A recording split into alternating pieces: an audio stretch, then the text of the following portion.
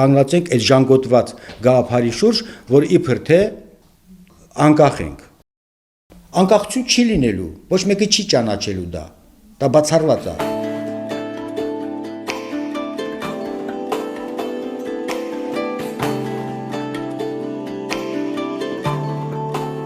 Այսօր Ստեփանակերտ նախկինում Հանիշեն հայկական բնակավայր մինչև 1813 թվականը ձևավորվել է որպես քաղաքային ժամանակ, երբ այստեղ կազմավորվել է ռուսական ռազմաբազան ռուս-պարսկական պատերազմից հետո։ Ըստ պատմական ստույգ աղբյուրների, սա հայկական բնակավայր էր, որի բնակիչները խոշտանգումների են ենթարկվել կազակների կողմից տեղափոխվել Շուշի։ Պատմական ակնարկ կատարենք արցախյան տեղանունների, մասնավորապես Han արմատի աղավաղումներին։ Կան բազմաթիվ փաստեր, այդ թվում Արցախում եւ այլ վայրերում,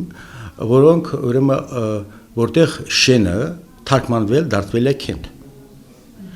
Իսկ քանի որ այդ ցուցակներում, տարբեր ցուցակներում, այդ թվում ռուսական կա, Ապիսանիա Ղարաբաղսկը պրովինցիա, անգլիական աղբյուրներ էլ կան եւ այլն, հիմնականում ներկայացվում են որպես Խանքենդի, ռուսերեն հտար չկա, խպիտի գրվել բոլոր դեպքերում։ Այս տեղավայրում եղել է Հանիշին անունով Ստեփանակերտի հատվածում մի բնակավայր, փոքր բնակավայր, ռուս-պարսկական պատերազմից հետո, այդ 1813 թվականից հետո, այնտեղ Ռուսաստանը մի զորանոց է հիմնադրել։ Եվ այդ զորանոցի բազայի վրա, այնտեղ իհարկե փոքրիկ բնակավայր է եղել, տեղի բնակչությունը ճնշվել է կազակներից, աղբյուրներ ունեն, որ կազակներից նա ճնշվել է, կարճ, այսպես է ներկայացում, կարճ սրերով, թուրերով եւ այլն կազակները հարձակվում էին, մի խոսքով էսի վիճակը ստեղծվեց եւ տեղի հայերը տեղից փախուստի է դիմել, տեղափոխվել Շուշի քաղաք։ Ծառայել է որպես սոսկ արդեն ռուսական զորանոց։ Հանը ցակում է մոտակա Շուշի ժար բարձրավանդակից։ Այսօր Շուշի ժար բարձրավանդակի շրջակայքում գտնվող բոլոր 10 բնակավայրերը ցակումը դրանց առաջացել են այդ նույն ժար բարձրավանդակից։ Han են կոչվել բոլոր ժառեղեն լեռնային բարձունքները, որոնք եղել են մեր հեթանոս նախնիների կողմից սրբացված։ Իրենք ներկայացնում են, որ Շուշին, ուրեմն դա Շուշա ապակի անունից առաջացել։ Այնիշ դա ուղղակի զավեշտալի մի արտահայտություն է, որտեղ ինքը Շուշ բառը հայերեն մեր բացատրությամբ, ինչու նաև մեր, օրինակ հնդեվրոպական իմաստային նշանակությամբ կոչվում է բարձր, ուղղաբերձ, բարձրյալ, որը կապ ունի նույնպես հեթանոսական պաշտամունքի սուրբ աստվածային իմաստի հետ։ Օրինակ, Իսպահանից մի 60 կիլոմետր են կողմ գտնում է մի բնակավայր, կոչվում է Շուշա, որտեղ գտնում է հին նույն սրբավայր է եղել հայտնի էլի։ Արցախում նույնպես կան սոս եւ այլն ինչքան բնակավայրեր կան, այդ բոլորը հիմնականում կապվում է էլի այդ հեթանոսական, այդ պաշտամունքային, այդ անվան հետ, այդ ադրբեջանցիները եկել են հաստատվել այս կողմերում, իրենք չգիտեն իրենք ինչ ազգ են։ Երբ որ հարցնում դու ինչ ազգ ես, չի ասում ադրբեջանցի բան։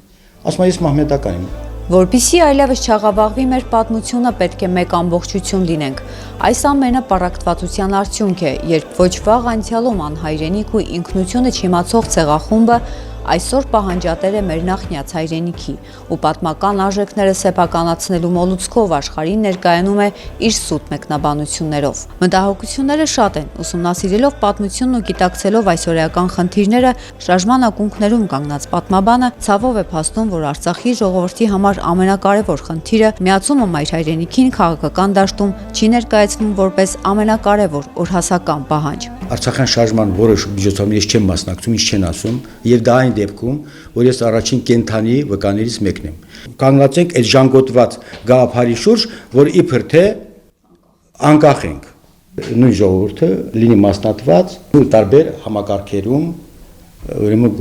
գոյատևող ազգ։ Մարզը այնպեսի ձևով ընդունում, որ կարծես թե ես եմ ինչ։ Անկախացման թատերական ներկայացումները այլևս առանց հանդիսատես են։ Միացյալ Հայաստան կուսակցության թիմը պայքարելու է չնայած բոլոր քաղաքական վայրիվերումներին, քանի որ միակն է քաղաքական դաշտում, որը չի կեղծում սեփական սկզբունքները, հայրենիքի ու պետության շահերը վերդասելով ամեն ինչից։ Միացյալ Հայաստանի գաղափարը դա մեր բոլորիս գաղափարն է, մեր բոլորիս նպատակն է։ Այդ արցախյան շարժման գաղափարը արտահայտիչը, այսօրվա արտահայտիչը գրողը այսօր հանդես է գալիս այս կուսակցությունը։ Այն բնականաբար տեղ չի գտնում առայժմս, պատճառաբանելով որ ոչ, մենք պետք է նախ անկախանանք, հետո միանանք։ Անկախություն չի լինելու, ոչ մեկը չի ճանաչելու դա։ Դա ժողովրդին միացման գաղափարից հետ պահելու նպատակ է հետապնդում։ Ուրիշ որևէ բան չեմ տեսնում։ Պատմությունից դասեր չքաղելու, մասնատված ու պառակտված կարգավիճակի հետ հաշտվելու այլևս իրավունք չունի արցախցին։ Ժամանակն է գնահատական տալ պետության ու ազգային գաղափարներն անտեսած, անցյալ ու ներկա իշխանությունների վարած քաղաքականությանը։ Մեկընդմիշտ ձերբազատվել, ոչինչ չի փոխվելու 30 տարվա վաղեմություն ունեցող բառակապակցությունից։ Դարեր շարունակ գերտերությունների խաղալիքը դարձած հայ ազգը իրավունք չունի նման մտածելակերպով ապրել։ Պահանջատեր չլինելով իր իրավունքներին, ոչ մի երկրի կողմից հարգանք չի վայելելու։ Հաշվի չեն նստում այն երկրների հետ, որոնք թույլ են ու հանդուրժող։ Հատկապես Արցախցու պարագայում սա առավել քան անթույլատրելի է, քանի որ իր ուժի մասին թեկուզ ոչ բարձրաձայն, բայց խոսում են այդ նույն գերտերությունները, իրենց աչքի առաջ ունենալով արցախյան գոյամարտի օրինակը։